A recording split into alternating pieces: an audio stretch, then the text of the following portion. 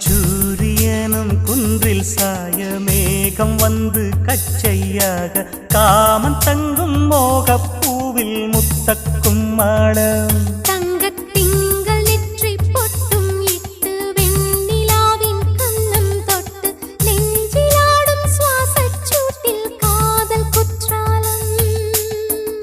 தேன் தெளிக்கும் தென்றலாய் நின்னருகில் வந்து நான் சேலை நதி ஓரமாய் நீந்தி விளையாடவா நாளும் மின்னல் கொஞ்சம்